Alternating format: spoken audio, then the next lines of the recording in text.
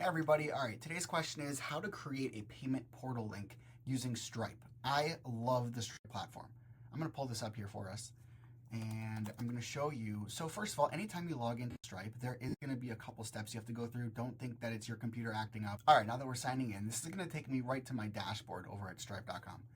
And I'm gonna show you one that I already have set up. So I have a service called Legacy Memoirs, and basically it's a professional video service, and I have different payment options, different payment plans.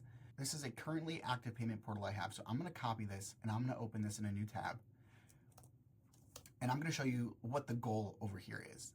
So for my professional video service, I have it set up where they can choose which specific package they're going for and how much of that package they're gonna pay for.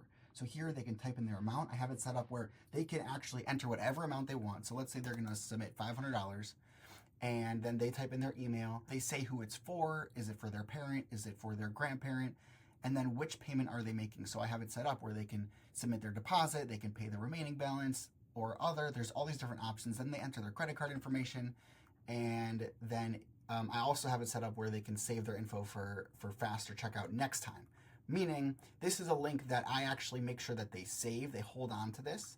And when it's time to submit the rest of their payment, they can actually come back to the exact same link. Now, I obviously didn't push anything, but after they select pay, then it redirects them to a confirmation page. So I'm gonna show you how to set this up. So over in payment links, we are going to move myself over and we're gonna click create payment link. Okay, this is what you should have. This is gonna be your preview section and this is the actual information. So let's call this, let's say I start charging for my YouTube videos. So YouTube courses with Maverick. And then we'll give this a little description. This is a sample description of what this could look like. I'm gonna do it like that, and then you select your currency. You can suggest a preset amount, so you could do $10. You can literally type in whatever you want. You can also set limits. If you don't want them spending more than $100, I can say the maximum amount is $100. Let's say I leave it open, like it's more of like a donation. So I could say, all right, minimum payment $1, at least $1.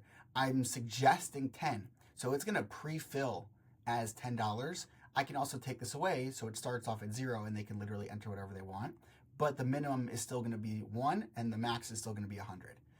I can upload an image so that you can have something to go with this, like a, I don't know, a graphic, a logo, whatever it might be. I could, if this is YouTube courses for Maverick, so this might be, the YouTube logo. I can literally make this whatever I want.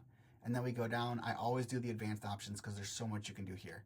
I can limit the number of payments. So let's say I don't want to be greedy, and if you're going to send me a donation, just do it one time. You don't have to worry about it after that. I can set a limit. I can add custom fields. Let's show you what that looks like. Custom fields. So this is going to be more, let's see, let's do drop down. And this is going to be which course. So let's say you want to support me depending on the course. So move myself over. Option number 1 could be Mac help, iPhone help, add another option, Stripe help. Depending on what you're coming for. And then if you look over to the preview, they can select over here exactly what, I can't click it because it's a preview, but exactly what they're submitting their payment for. And you can literally set that to anything.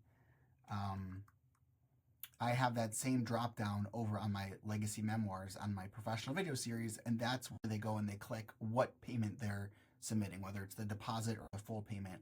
Before you click create link over on the top right, go look at over here. It says after payment. This is the confirmation page. So after they submit something, you can replace it with a custom message and type anything you want. Thank you for watching my videos and for donating. And that's what they're going to see. You look over here in the preview, that little message will pop up there. I can also select don't show confirmation page, and I can have it redirected to something else. Let's say I redirect it to my business. Maverick Podcasting memoirs.com, and then as soon as they click pay, they're redirected to my website. So then they can browse different services, different production that we have, and that's that. I can also create an invoice PDF. So that's pretty much it. That's pretty much all you have to know as far as creating a payment portal on Stripe. It's a little tricky, so if you have any follow-up questions, I'm here. I'm in the comments. If you want a part 2, I can go through really all of it, exactly how it works. We didn't even get into the mobile aspect of it, of how to optimize that, how to make it look good for you, for your business. But again, my name is Maverick. That's the basics of how to create a payment portal using Stripe. In the meantime, I'm just here to help.